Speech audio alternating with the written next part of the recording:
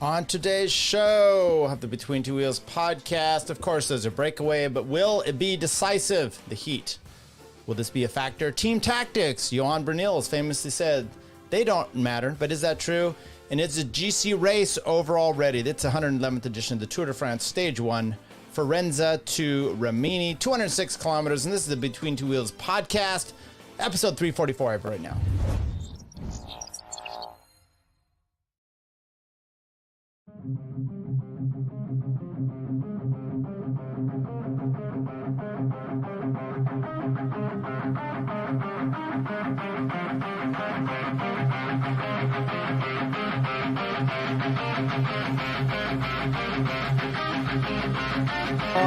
Massive number of people have been upgrading. Yes, there you go. You see the great balloon that you were talking about before. The race we've got yet again, and a victor then goes victory to an American, Andy Hampton. The felt it go by. He looks at the Colombian rider. How are you doing? Straight past Santiago Botero, and he's coming up to Pantani.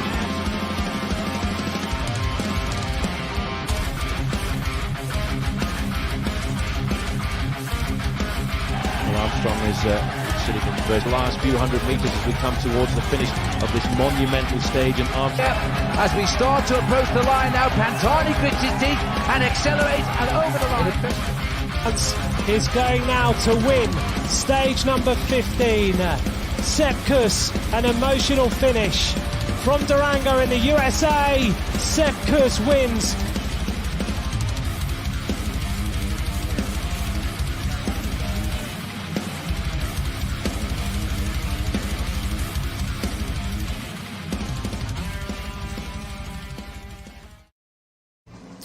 Welcome everybody to Between Two Wheels podcast, episode, 345, stage 1 of the 2024 Tour de France. I know I saw Victor in the house here. He's already saying, good to see notifications. Yeah, get your notifications so you know when this show happens, because let me tell you, they don't always happen on time or at the right time. But here we are. It's a Saturday afternoon. Stage 1 happened. Did you get up, if you're on the West Coast, did you get up at 2:30 to see the start? I did not. I got up 5 something, and then it was a lot of kind of boring stuff, but we'll get to that. But yet it was overall, once again, I emphasize this every time we're talking about one of the Grand Tours, which we come in here and we do the breakdown of the Grand Tours. We did the Giro, we've done the Tour, the Vuelta, stage. We do them all. What I say is it's a book. It's a fantastic book. It's a good movie. Not every part of the movie or the book is exciting, but when you're done, it tells a story. And those stories are necessary. Sometimes you have to have an introduction of a lame character, but it develops along the way, right? So sometimes you need that so that when you're getting done to the end, you're like, oh, this makes sense. And today we have that. We have some stuff we need to talk about and the whole situation. So let's get right here to it. Let's start in. First of all, let's take a look at the actual profile. We talked about this in the preview show. If you didn't see the preview show, go back and check it out, because with that said, I did talk about Romain Bardet and a few other people and my thoughts on them. And am I giving a few things away? Maybe we are. But we spoil things on the show. Yes, we do. So, but before we get into that, I just want to add here to if you guys like coffee, we do have a sponsor. It's not really even really a sponsor. It's a guy I get coffee from.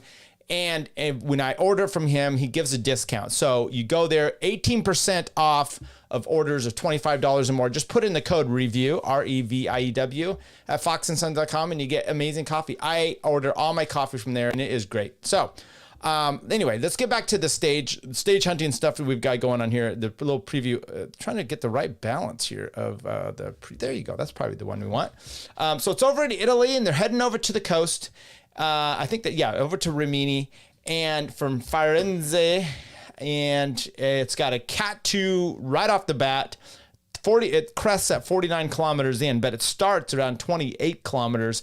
You're already going to have that the first 5 kilometers or so, it's whatever, and then it pitches up there, 12.5 kilometer climb. Then you have a down descent, a Cat 3. There's a sprint spot. Then there's another Cat 3. And look at these climbs, 12.6, 2.5, 10.1 kilometers. Not, going to kill, especially the GC guys, but will it kill some others?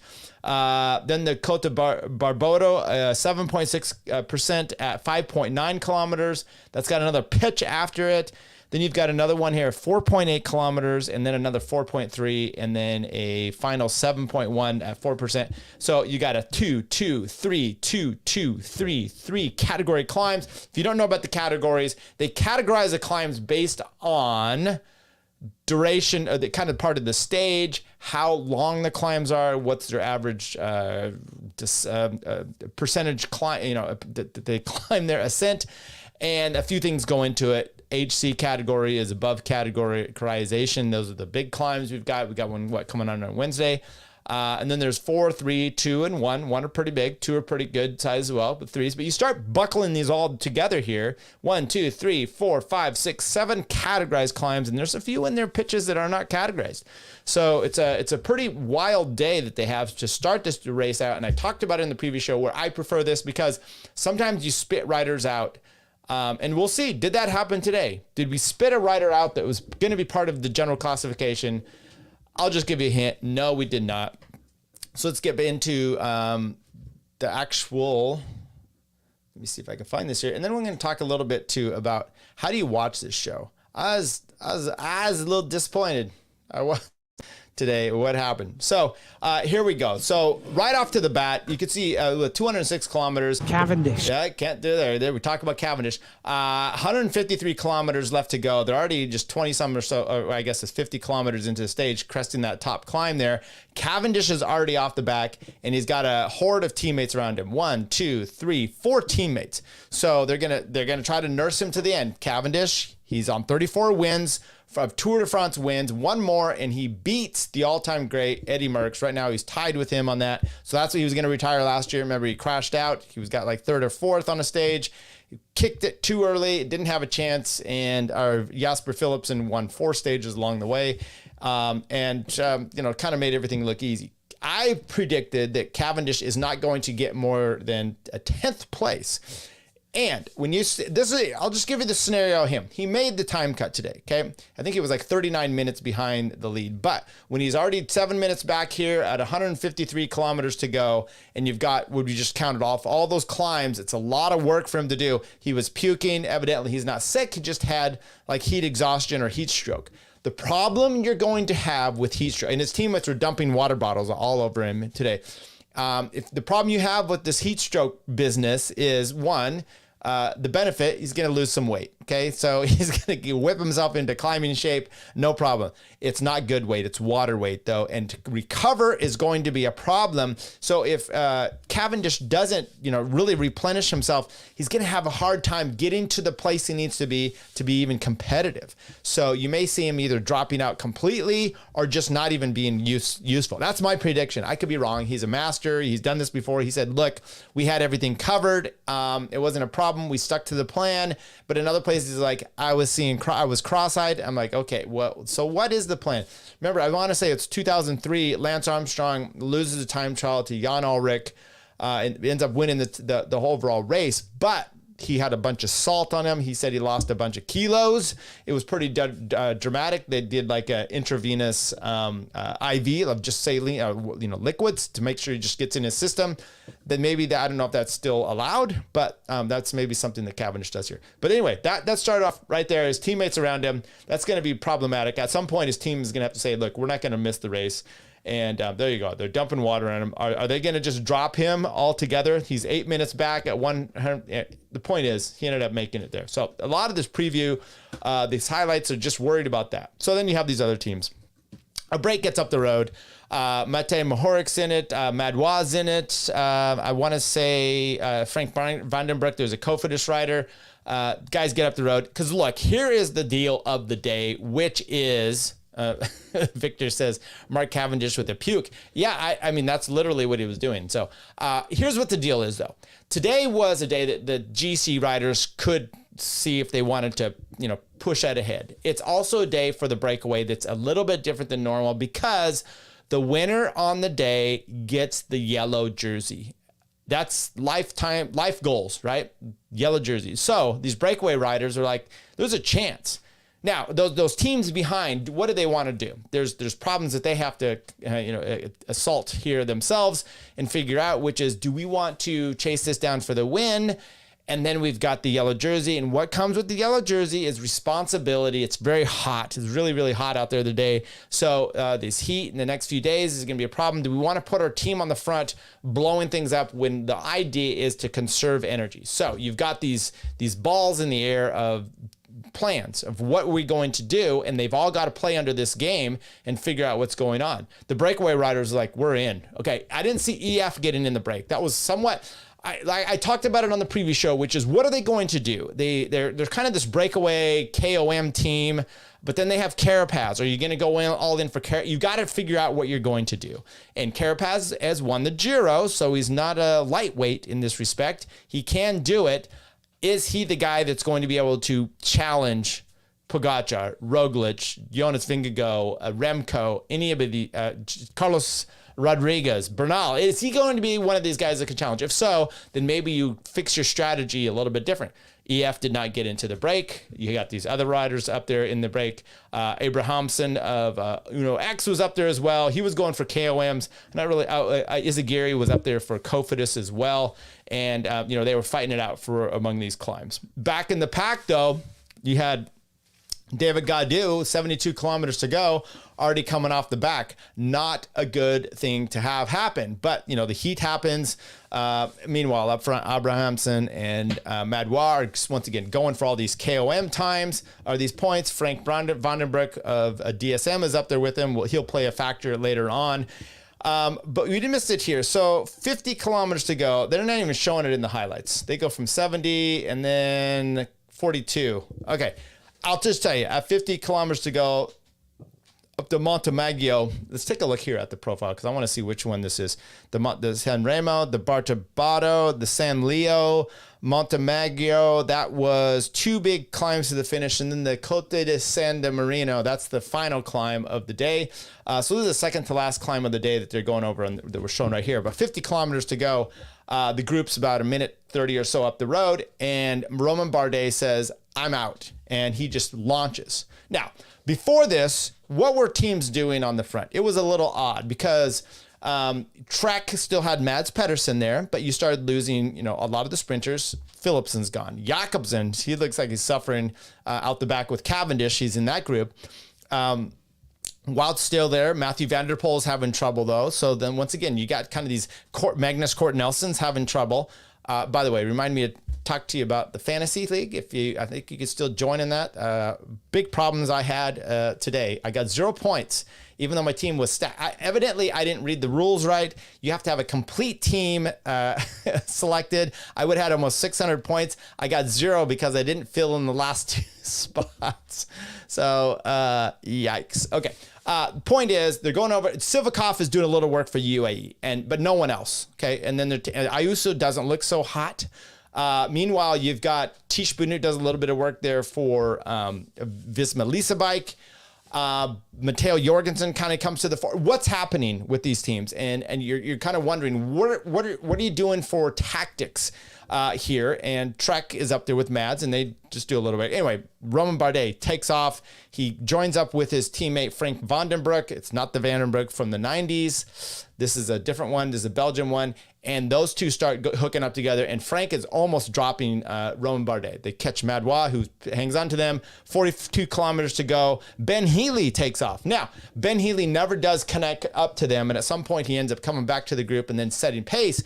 And it was interesting to hear the interview at the finish with Nilson Powless where he says, look, the goal of the day was to get Alberto Bettiol to the finish, kind of a reduced bunch. He's the tricolor's jersey. He's the Italian national champion. And we're hoping that he gets a win. Okay, then why, is Ben Healy going up the road like this? That doesn't make any sense. And then he comes on the front trying to chase this group down. Second of all, Alberto Bettiol ended up 10th in the group finish. And with that in mind, it's like you weren't going to win this anyway. So I don't know what's going on with EF Education. Hey, Hugo's in the field here saying greetings from Portugal. Thanks for joining up here, taking a look. By the way, speaking of, I believe I'm right, Rui Costa, I believe is Portugal. Is from Portugal, and he rides for EF. It would have been a prime day for Rui Costa to get in the break. He ended up with the front group, would have been good. I don't know what happened there, why that didn't take place, but it didn't. I think he's also the national champion this year, again. So Ben Healy takes off. He makes a valid attempt, but does not catch those two guys up front, which is Frank Vandenbroek and Romain Bardet, who's retiring, I guess, next year, but this is his last Tour de France, and then Valentin Madouas. Madouas has some trouble here, gets spit off of these guys eventually, but Vandenbroek was just blowing the doors off of everybody up the climbs, looking very good, just putting down the watts and doing it all for Romain Bardet. Those two worked together very, very good. 12 kilometers, they had a minute back on the group. Now Trek team kind of comes to the front. EF is on the front there as well. You've got Visa Lisa Bike. Now look, Sepp Kuss is not here for Visma Lisa Bike. We understand that. And Bart Le Mans took his place. Bart wasn't up there. It's a huge loss for that team in general, especially when, I talked about it on the previous show, especially when Jonas is having trouble. Well, he's not having trouble, but he's not where he thinks he should be. He doesn't know. I think he doesn't know. So you got a problem with Visa Leasenbike. Do they go all in for Wout? Wout's up there. He's looking good. He said, hey, my legs are great. Do you go all in for him and kind of deplete some of these riders? You know, make Matteo Jorgensen do some work, make Kelderman do some work, who'd been on the ground today as well.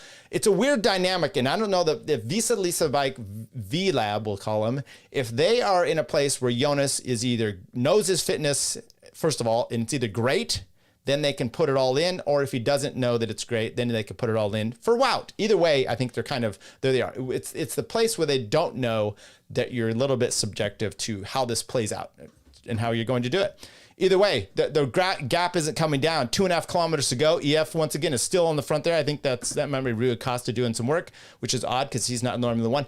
Kilometer to go. There are 11 seconds left for the two up front, which is Romain Bardet and Vandenbroek. And Vandenbroek is just, once again, putting the watts down. At times, it looked like Romain Bardet was having a hard time holding his wheel, but Romain Bardet did everything he could.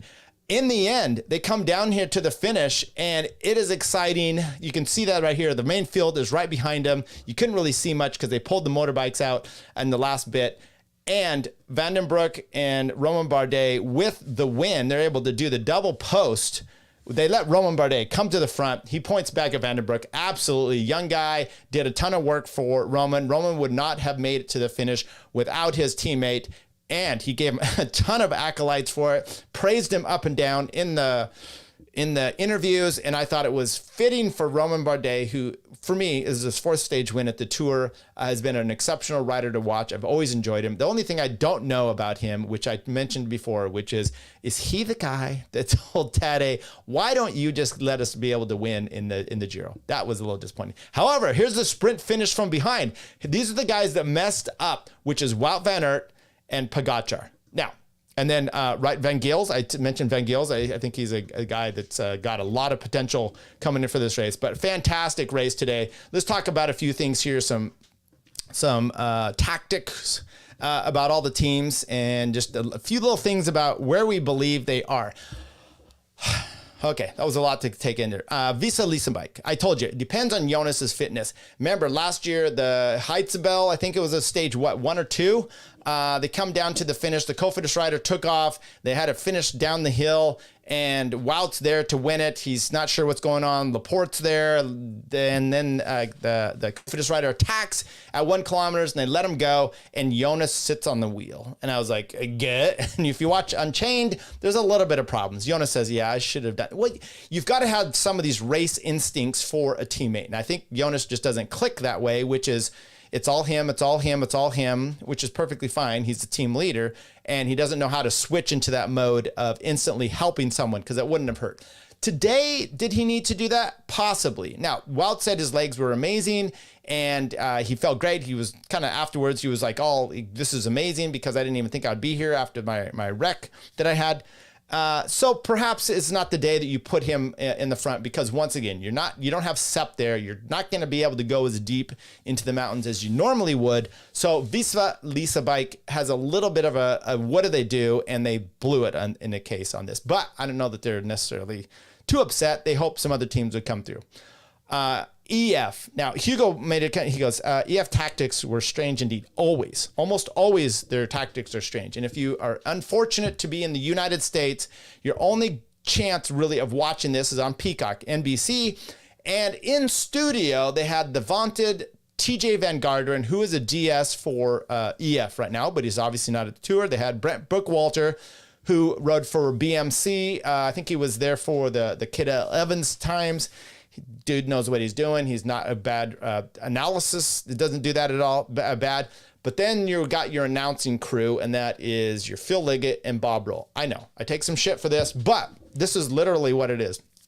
There was one time up a climb, and this was all day, okay, which is, oh my God, Kwiatkowski's attacking. No, he was just getting a bottle. He was just riding over there to get a bottle, and he was not attacking Phil. And Phil's constantly wrong about it. It's literally watching. Joe Biden just did a debate with Donald Trump, two old motherfuckers. Now Joe Biden is literally doing the Tour de France. If you want this guy to lead your country, so be it. But when you take over the Tour de France and you ruin my commentary for a month straight, that's where I have a problem, okay? So what did I do to solve this problem? I got a VPN.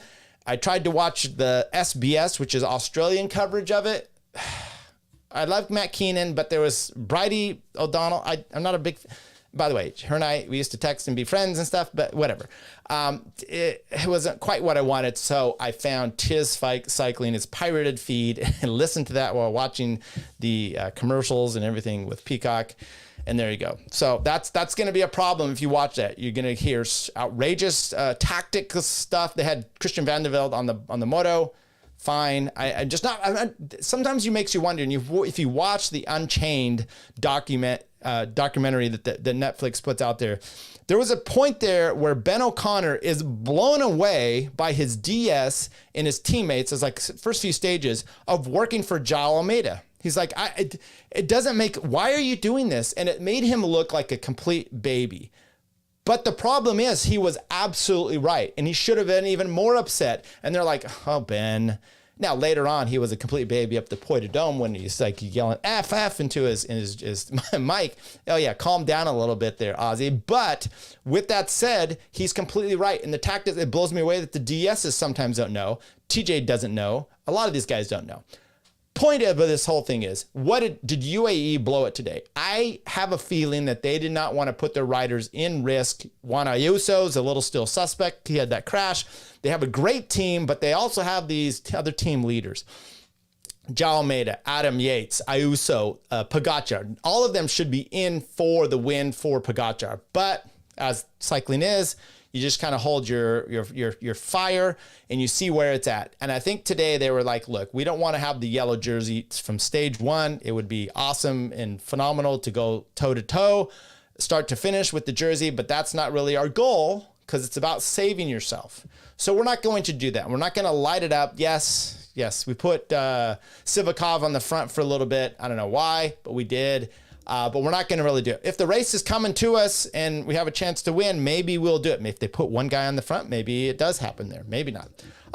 Hugo says Visma is going full gas to drop Mads. So Wout could sprint cleaner for victory, but then they failed to drop Mads. So just stop pulling. Yeah, right. But in the end, he ended up beating Mads as it was. And by the way, I don't have a problem with Visa Lisa Bike actually doing the work that they did. The problem you have there is how do we deal with this in the overall scheme? Once again, if it's last year over the Hitzebel and you've got Wout as he is and Jonas's peak form and Sepp's there and your team is exceptional, yeah, you take one of these chances. You go for the win and allow Wout to get this. This year is a little bit different, just a little bit. But with that said, maybe and by the way, I'm throwing these things out there because Hugo's not wrong, which is maybe some of these is like, yeah, we don't know where it's going to happen. Maybe Jonas isn't where we hope he is. So let's get a win if we can now. Let's lead Wout out. Perfectly fine. I get that. I was a little more disappointed actually in Trek's understanding of let's go full deep. But maybe Mad said, I don't quite have it. Either way, exceptional riding from DSM here with Frank Brandenburg and Roman Bardet. One quick thing to say about that, and before I'm done with this pontificating, which is you've got two riders up front, teammates, totally committed to a Roman Bardet win, which means Frank is all in. He was all, at some point I'm like, maybe he needs to just go solo. But the point of this is there wasn't any jostling. It was all the way till the last 10 meters, and they were able to double post, which basically the point being is that you didn't have this gameplay between them, slowing things down and ruining the race overall. So for that, it was amazing. Victor says the Tour de France YouTube channel, Phil Liggett has commentary. Could be. I'll take a look at that, but I can only handle so much, Victor. I could only I love Phil Liggett, by the way. If you listen to this is kind of the John Tesh music from the 80s that we had with the Phil Liggett, Paul Sherwin announcing. Where is it? There we go. There you go. The the John Tesh music from 1986, 87, 88 Tour de France that they did a whole thing. I loved all that stuff. It was, but I'm beyond that. So I'm kind of past that. So here's what I had. Trek, missed a chance, but maybe Mads told him he didn't have the legs. Bora, who? Bora and Quickstep. Who? They were nowhere to be seen today. I think that was perfectly fine. Remco didn't need to do anything. Roglic didn't need to do anything. Just hide your powder, hold it steady, and there you go. Once again, calves suffering. I said he's losing stomach contents in the heat will result in weight loss. Hard to get back. Fitness right away. Needs to get up the problem ASAP. Needs to figure out that problem ASAP, or there's a fear of him quitting. And sprinters suffered. MVDP chilled, it looked like. And there you go. Okay. Once again, I told you about this fantasy league. I'll put it in the links here again as well. I don't know if you can still join, even if we've already started, but even if you were, you'd be able to get in there and do just as good as I did today, because I blew it. Here was my team let's see here. I added some people so I could at least finish the roster out, but I picked Tadej to win yesterday. I had Wout up there. I had Mads, Roglic, and a few other ones, and I sucked because I didn't complete the team, and therefore I didn't get any points at all. None. Not a single point. Okay. What else do we have? We talked about, did we talk about this? I don't think so. It was this control room by Visa Lisa Bike they had, and it was this whole, let's not get into that. I'll maybe look at that a little bit closer. What we actually need to look at is the stage profile for tomorrow and give our predictions and then say out. Okay. There's stage one. We talked about that. So here's the encouraging part for, I think, for UAE and some of these other guys that think that I just say UAE because Pogacar is my number one favorite. I predicted him to win. I said Pogacar 1, Roglic 2, possibly Carlos or Jonas in 3rd, but you never know. I would be fine kind of with whatever. I'm just predicting kind of the way it is that Pogacar came into this the best. Now, he got softened up a little bit from the Italian race, but I don't think he had to go as deep. Even when you watch him, he never was in that place where he was trying to hold wheels or got dropped. He was phenomenal, obviously. Rest up. Now comes in this. I think he's the top right now. So he's by far that one. He's got to show to me that he isn't where everyone else has had some trouble. That's all I'm saying. But with the point I made is Romain Bardet getting the yellow jersey. The dude can go uphill just fine. And with that in mind, he should be able to hold the yellow jersey for a few days. I mean, I would think that DSM, they're like, geez, we just went 1-2 on this thing. We got the yellow jersey. Our race is done. We're fine. Now, Romain Bardet can try to do what he can to make this a positive and a good race overall. But let's keep him in yellow as long as possible. Let's make that goal number one. Tomorrow shouldn't be a problem, which means they're probably going to control things for sprinters. You're going to have Mads get over this. You're going to have Jasper Philipsen. The big thing I want to see tomorrow is Dali. Is he going to be able to sprint with those guys? If that's even, I'm just talking about a sprinter possibility. There's always a break possibility. I think DSM once is going to try to control that so that they have the lead there. Then there's a sprinter possibility. Is Cavendish going to get over these climbs? Is Jakobsen going to get over these climbs? But what's the reality of this one? This Col de San Luca. Why is it not showing me the there we go. There's the final climb. Now this comes with, I think, 13 kilometers to go. It's 2 kilometers in length. It's 10.2 kilometers. Percent gradient, but it's got some worse than sections. This is your average for 2 kilometers. This is prime for your good old school Roglic, but more importantly, I think it's a Pogacar day. I think Pogacar hits this thing like he did at the Tour of Italy and who was able to go with him. You had Narvaez going with him. There was another rider there. I'm trying to remember who that was. Oh, who was that? We'll have to take a look at it, remember who that was. But it looks like it's prime for him. And if it comes down to a really diminished sprint, I think Roglic may be able to kind of get in there with Pogacar. But you saw Pogacar today. He was second best. He was second best in the sprint to Wout. Does he get over this thing without Wout? Good chance he does. So that's maybe the thing. And then Romain Bardet loses his yellow jersey. So that's what we have. And then that's Sunday. Here we go. Let's just walk through this a little bit. Monday, whoever gets it tomorrow is going to hold it unless a breakaway gets up the road. Monday, Tuesday, HC categorized climb, but then a pitch down at the last 20 kilometers. But that will be interesting. You might be able to see 22.9 kilometers. That could be a boring stalemate up that thing, or it could be something where everyone, the GC guys go for it. That's Tuesday. We got Wednesday, a little bit of lumps in there. That should be a sprinter's day on Wednesday. Thursday for the 4th of July, we need Sean Quinn or one of these Americans. It's not going to happen. Remember, Tyler Farrar was our last good sprinter. You're going to have hope a breakaway happens here, but who's an American that could win this? No, you don't. You don't have one. Sorry.